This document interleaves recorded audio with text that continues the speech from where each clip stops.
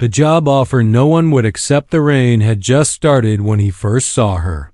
She stood under the cracked roof of a small shop, her long cloak soaked, her silver eyes fixed on him like she'd been waiting all day. He was just a traveler, a human looking for odd jobs on an alien planet that didn't really welcome outsiders. But something about her eyes, fear mixed with hope, made him stop. She didn't waste time with greetings. "I'll pay you well," she said, her voice soft but urgent. "I need a husband." "For show. Just pretend. For a short time." He raised an eyebrow, unsure if she was joking. But her face was serious, and there was something behind her that made him pause. Not her beauty, though she was beautiful, but the way she kept glancing over her shoulder, as if someone might appear at any moment. "You don't even know my name," he said carefully. "I don't need to," she answered. "Just say yes. Say you accept the job." He thought it over. This planet had strange rules. Maybe it was part of some old custom. But before he could ask more, she stepped closer and whispered something that made his heart stop. "They will take me if you leave, so you can't leave." He didn't know who they were or why she was so afraid. But he felt the tension. In her voice, the truth behind her words. She wasn't lying. Whatever danger she feared, it was real. He nodded slowly. "All right, I'll do it." She didn't smile. She only gave a small nod and turned away. "Follow me." They walked through narrow streets filled with strange lights and quiet whispers. People looked at them but didn't speak. It was like they already knew what was happening, or maybe they didn't care. Maybe they were used to people like her disappearing. Her home was a small apartment in a tall, worn-down building. The walls were thin and the lights flickered. She showed him a tiny room with a bed and table. "You'll stay here. We must look like we live together." He put his bag down. "What's your name?" She hesitated. "Larry." He nodded. "I'm Cade." She nodded back, but her eyes didn't meet his. She seemed tired, like she hadn't slept in days. Cade wanted answers. "Who are they? Why do you need a fake husband?" She looked at him for a long time, then said, "Tomorrow." "I'll explain tomorrow." That night, Cade couldn't sleep. Every sound in the hallway made him jump. He kept remembering her words. "They will take me if you leave." What kind of people take someone just because she's alone? And why was she so sure they were watching? The next morning, Leary handed him a ring. It was made of soft metal and had strange markings. "Wear this. People will ask questions if you don't." Cade slipped it on. "Is this normal here? Fake marriages?" "No," she said. "But no one will question it if I have a human husband. You're not from here. That's my shield." As the day went on, Cade noticed more strange things. People looked at Leary with a mix of curiosity and something darker, jealousy, maybe even anger. She held his hand tightly when they walked through the market. When an armored alien passed by, she almost stopped breathing. Cade had to speak to distract her. They ate quietly in a corner booth. She kept watching the door. He finally asked, "What happens if I leave?" She didn't answer at first. Then she whispered, "Then the promise they made will be fulfilled. I'll be given away. They say it's law, but it's a lie. It's power." Cade felt something twist in his gut. This wasn't just a job. This was about control. She was a piece on someone's board, and they were trying to trap her. That night, as he sat near the window, Cade thought of going back to his old life, finding small jobs, moving from place to place. But something had changed. Now he was involved. And more than that, he couldn't walk away from someone who was so clearly in danger. She walked past him quietly and said, "Thank you for staying." He looked at her. "You don't even know." "Me. I don't need to," she whispered. "You're the only one who said yes." He didn't know what was coming. He didn't know what he had agreed to. But for the first time in a long while, he felt like he was exactly where he was supposed to be. And somewhere in the shadows of the city, someone else was watching, waiting for him to make a mistake. Asterisk, her enemies have eyes everywhere. Cade didn't believe in ghosts. But this place, this city, her apartment, the people made him feel like one was following him. Every time he stepped outside with Leary, someone seemed to be watching. Not openly, not with weapons, but with eyes that didn't blink, heads that turned just a little too slowly, lips that smiled with no warmth. I held his hand every time they walked down the street. She said it was part of the act. Husbands here walk with pride. They hold their wives like they own the world, she told him. But her grip wasn't proud. It was tight, desperate, like she was trying to keep him from vanishing into the crowd.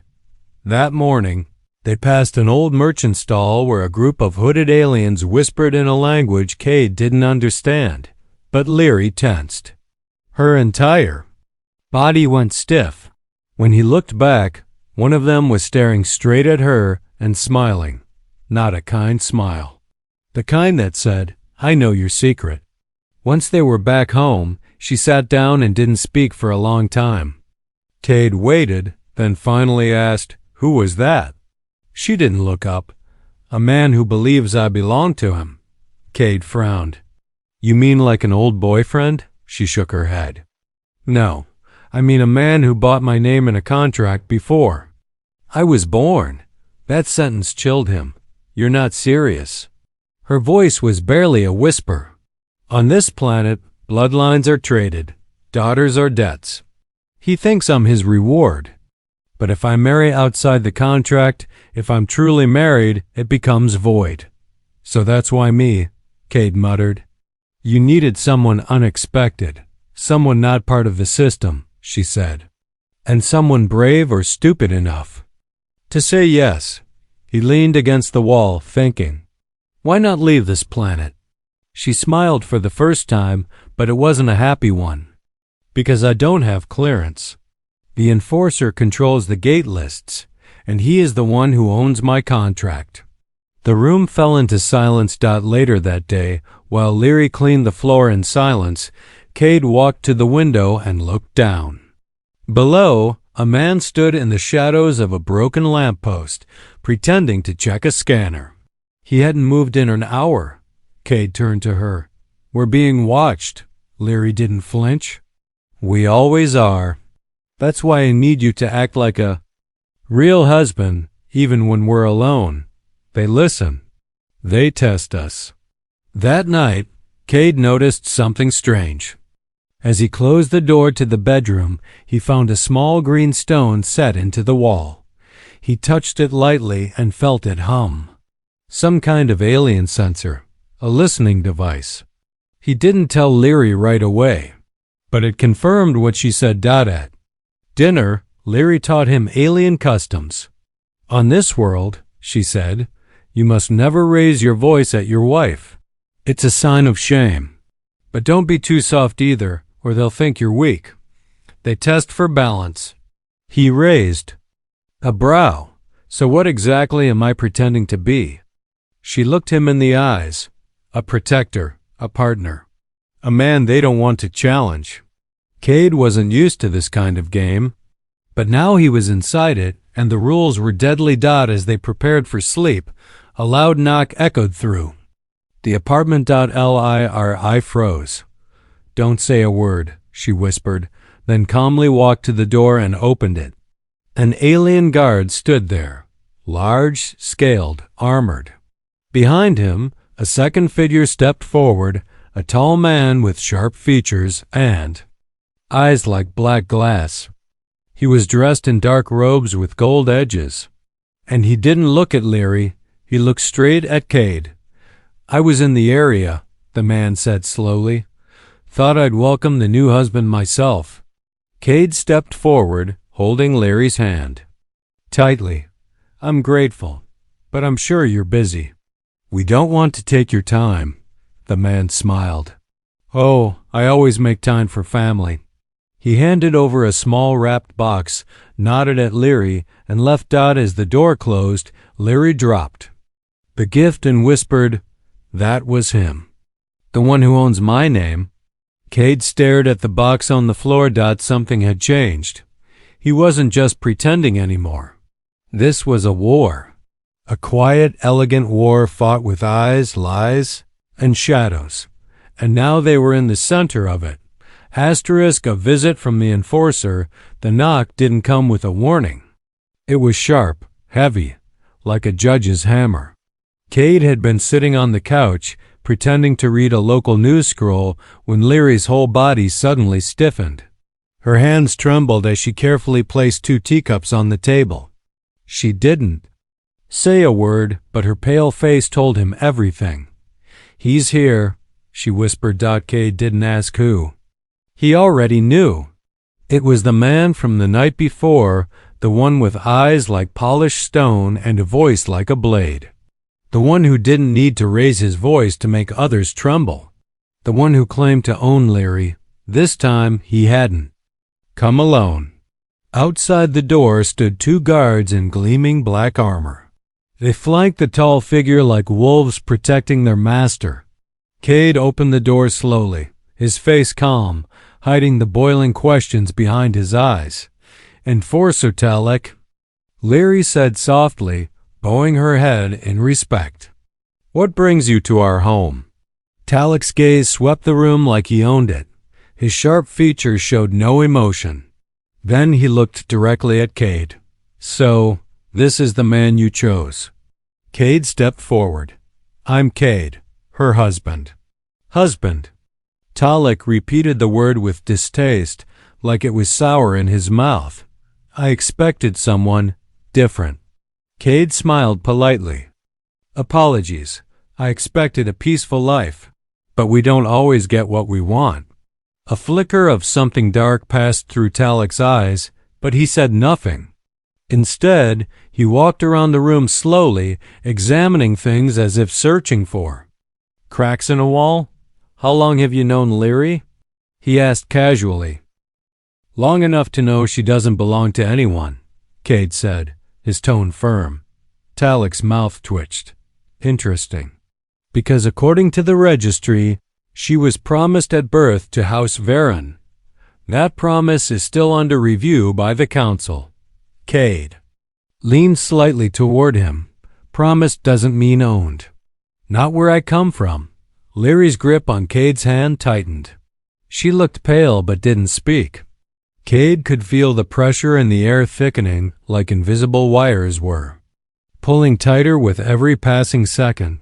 Talek turned his cold gaze on Leary. "You would challenge your fate with a stranger? A human?" She looked up, finally speaking, her voice shaking but steady. "I chose a life, not a cage." Talek didn't flinch. "This planet follows law, not feelings. You know what you were signed into. And you know what happens when bonds are broken." Cade stepped between them. "This marriage is real. It was sealed before the public notary, signed and recorded. I can show you." Talek gave him a slow, mocking nod. "I'm sure your paperwork is very tidy, but we both know some things can't be undone with ink." The enforcer turned to leave, then paused at the door. "You may wear her name for now, human, but I will return. And when I do, we'll see if you're still standing by her side." With that, he vanished into the hallway, his guards following silently. The door closed with a soft click, but it felt louder than an explosion. Leary sat down, her hands shaking harder now. Cade stood frozen for a moment, then finally asked, "What did he mean when he said he'll return?" She didn't answer directly. Instead, she stood, walked to the bedroom, and pulled open a floor panel. From it, she took a small black box, dusty and worn. She handed it to Cade without a word. He opened it. Inside were old documents, contracts, birth papers, and one slip of parchment sealed in red wax with a crest that looked like a burning tree. "What's this?" he asked. "My binding," she whispered. "It was made when I was still inside my mother. House Varen promised me to Talek as part of a political trade. When I turned of age, I ran. I disappeared. And I've been hiding ever since." Cade looked up from the paper. "Then why not burn this?" "Destroy the proof?" She shook her head. "Because if I destroy it, they'll say I broke the law. But if I marry under alien law your law, then I change the game. That's why I needed you." Cade closed the box and stared at her. "You didn't just need a fake husband, you needed a weapon." She didn't deny it. Outside, the city lights flickered as the sun dipped behind dark clouds. Inside the room, the silence between them held a heavy truth. This wasn't just a job anymore, and Talek wasn't just a rival. He was the storm coming to tear everything apart. Asterisk the papers that must never be found. Cade couldn't sleep that night. Not because of fear, but because of the weight in his hands. Those old papers, yellowed and sealed with alien markings that pulsed faintly under light. He had tucked them beneath the mattress, but they seemed to whisper from under him, calling his name, reminding him of a truth he hadn't yet accepted. He wasn't pretending anymore. Leary sat in the corner of the room, her knees pulled to her chest, her eyes open but far away. She hadn't spoken since Talek left. Her breathing was shallow, her lips moving with silent words. It was like she was fighting a memory or maybe preparing for something worse. At dawn, Cade made a decision. He would read every page of those documents. He had to understand what kind of war they were in. He lifted the mattress and opened the box. Carefully, he spread the papers on the floor. There were names of noble houses, arranged in a tangled web of deals and obligations. Leary's name appeared more than once, sometimes as a bonded daughter, other times as future mate. On one paper, her value was listed in credits and military favors. Another page held bloodline codes showing her connection to 2 rival clans, but one paper stood out. It was older, handwritten, a secret agreement. It revealed something horrifying. If Leary refused the final bonding ceremony to House Varen, they had legal right to claim her through force. And if she was married to an outsider, they could challenge that marriage in court unless the outsider had citizenship or high protection status. That's why Talek hadn't broken down the door. He was waiting, watching, hoping Cade would fail. Cade clenched his fists. He had no protection status, no rights in this system. He was just a drifter with no power except for one thing: his presence. As long as he stood beside Leary and played the role perfectly, her enemies had to pause, but for how long? Later that day, Leary noticed the box was missing. She searched the room until she saw it in Cade's hands. "You read them," she said softly. He didn't lie. "Yes, I had to." She didn't yell. She just closed her eyes. "Now you know why I was desperate." He nodded. "You weren't looking for love. You were looking for a shield." "I thought maybe," she said in a whisper, "if someone looked into my eyes and saw me. Not a title, not a price. They might stay." Cade looked at her. "I'm still here." "But for how long?" she asked, echoing his own thoughts. Before he could answer, a sharp buzzing echoed through the wall. A message alert. Leary moved to the console and opened it. A hologram appeared, simple text in glowing red. "Inspection scheduled. House marriage verification team. Arrival at sunset." Her face turned pale. "They're sending inspectors. They'll ask questions. They'll check for signs." "What signs?" Cade asked. "Signs of love, of truth, of union," she whispered. "They'll ask how we met, what food I cook you, what you gave me on our first bonding day. If we fail, they'll dissolve the marriage contract and return me to House Varen." Cade stood still. This wasn't a battle anymore, it was an exam. One they couldn't afford to fail. "We don't have a love story," he said slowly. "Then we make one," she replied, voice shaking. The next hours were spent building memories that had never happened. Leary taught him everything: her favorite dish, sweet root stew; her dream escape, the floating gardens of Alara; the color of the dress she wore the day she met him, soft gold. She even made a fake pendant, saying it was his gift to her from their third date. By the time the sun began to dip, they were sitting together, practicing how to hold hands naturally, how to smile like two people who had built a life together. Cade noticed how close they sat now, how her hair brushed his shoulder, how her nervous laugh had started to feel real. And just before the inspectors arrived, Leary whispered something unexpected. "You're better than I hoped. But I still don't want you to stay because of pity."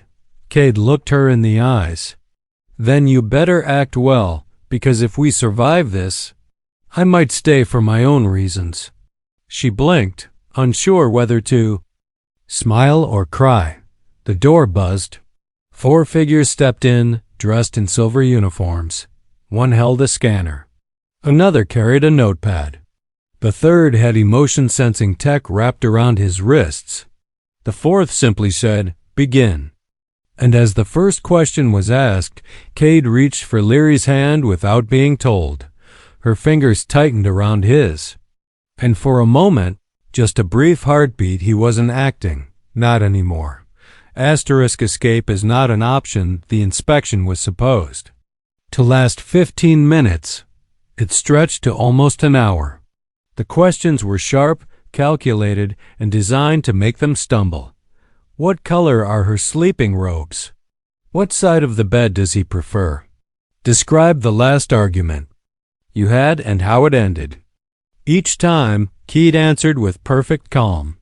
He lied with a straight face. He wove stories that never happened with such warmth even the emotion reader started to smile. Leary followed his lead, adding details, laughing at the right moments, brushing her fingers across his arm as if they had done it 100 times. When the inspectors finally left, they didn't say anything, just walked out the door and vanished down the corridor. But Leary fell to the ground the moment it shut.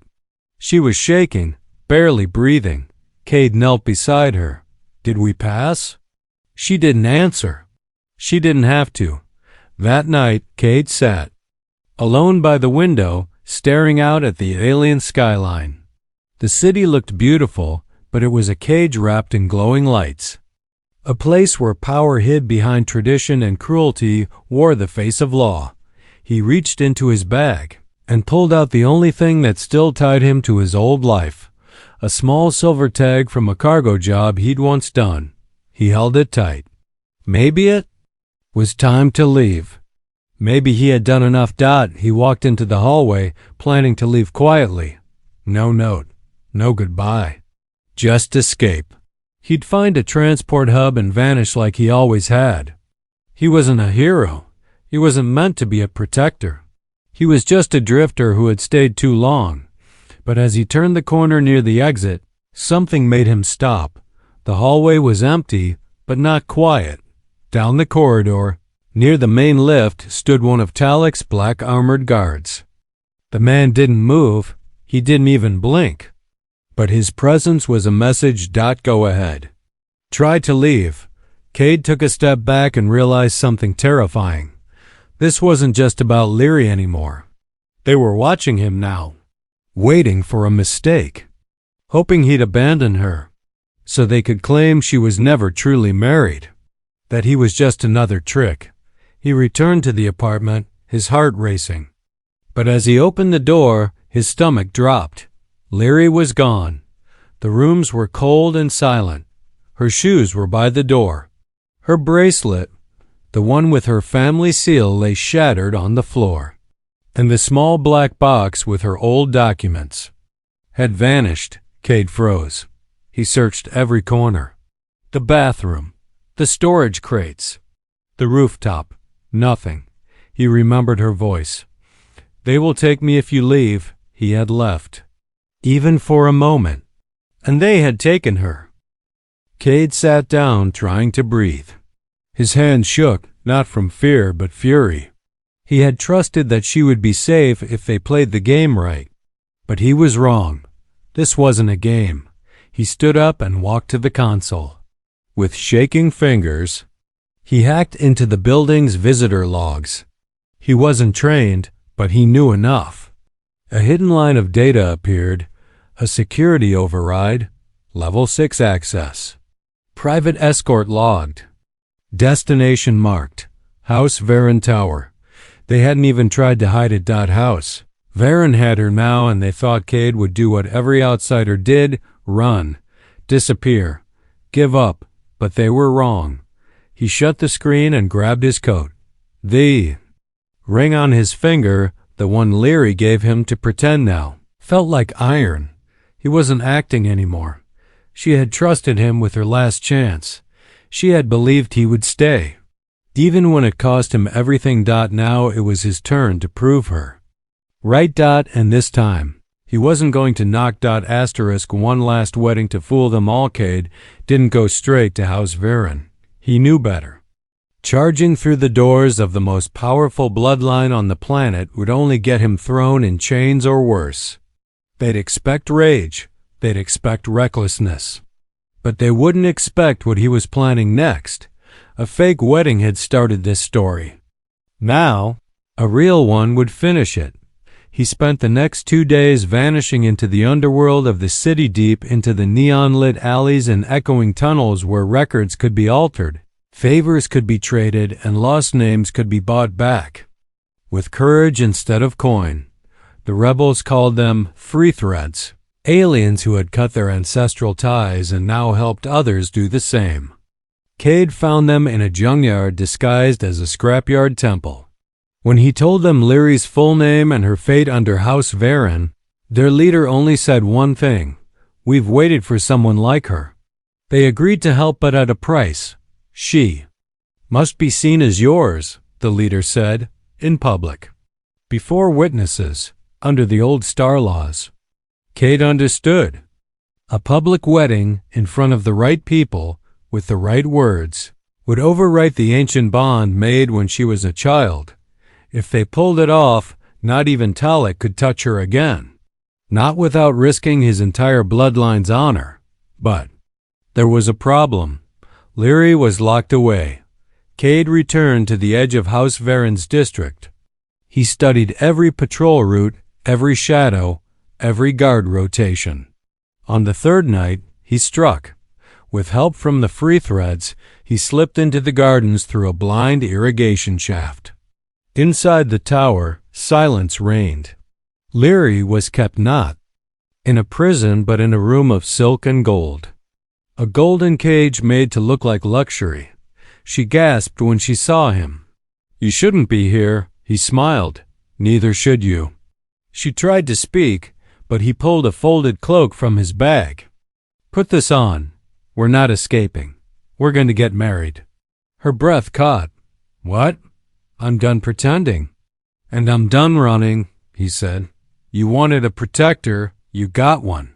She stared at him, and slowly a smile broke across her face. Not fear, not relief. Just something simple and powerful. Hope. They slipped out in silence. The free threads guided them through old merchant tunnels until they emerged under the Grand Plaza, the one place no one could deny a public right. The plaza was full by design. Cade had sent open invitations across the city's market networks. Human man to marry noble-born Leary under the stars. All castes welcome. Free food. It worked. Curious aliens gathered under the flickering nightlights. Food vendors lined the edge. And standing in the center, in a ceremonial robe, was the free thread leader serving as the wedding speaker. When Cade stepped into the circle, pulling Leary beside him, whispers exploded. Many had heard of her, a noble daughter, a runaway, a contract bride, and now she was here with a human, smiling under the stars. Talek arrived too late. His guards pushed through the crowd, just as the final words were spoken, by bond of choice and vow of breath. These two are joined in union before all. Cade took Leary's hand and said the final line himself. loud and clear. I claim her not as mine to own, but as mine to stand beside. Always. Leary looked at him, her voice steady and proud. And I claim him not as escape, but as my future. The crowd erupted into cheers. The wedding was real. The witnesses were many. And the law was sealed. Talek stood at the edge, his jaw tight. He couldn't interrupt it. Not now.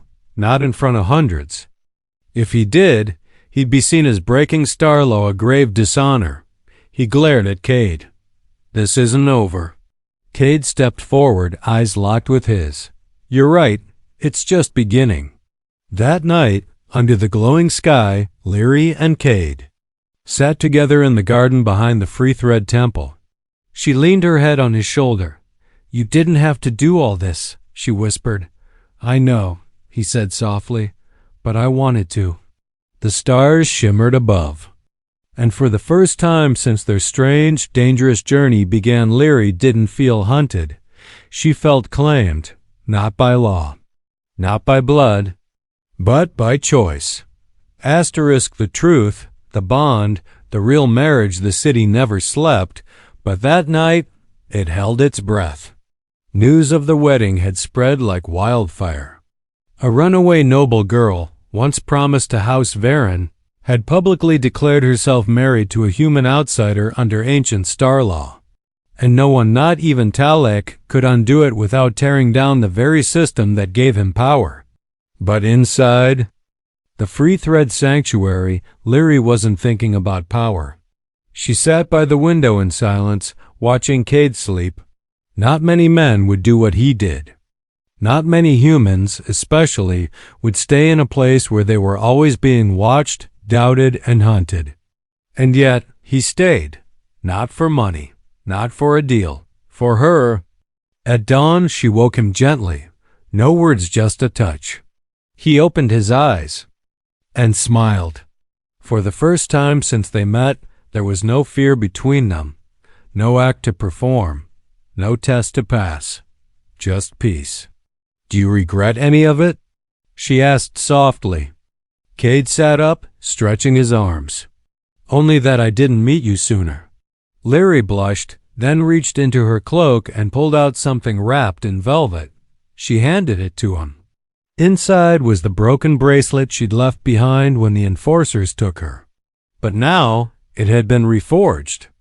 The old seal of House Varen had been melted and reshaped into a new symbol, a spiral wrapped in flame. The emblem of the Free Threads. I'm not theirs anymore, she said. And I don't want to be just a symbol of rebellion or survival. I want to choose who I am. Cade looked into her eyes. Then choose now, not as a strategy, not for safety, but for you. What do you want? She didn't blink. You. Cade was quiet for a moment. Then he smiled and held out his hand. Then let's start over. No lies. No pretending. No contracts. Just you and me. They left the sanctuary later that morning, not as fugitives. Not as actors in a lie, but as two people who had beaten a system that was built to break them. In the markets, strangers cheered as they passed. Some bowed their heads in respect. Others offered flowers, gifts, or warm food. Even those who had once turned their eyes away now looked at Leary with admiration. She wasn't the scared noble girl anymore. She was something rare, a woman who had rewritten her future. Talek, humiliated and cornered, stepped down from his position days later. Whispers said his own house turned against him for losing what was promised. Others claimed he fled to the outer colonies. No one missed him. And as for Cade, he never left. He was offered jobs, honors, even a Free Thread leadership role.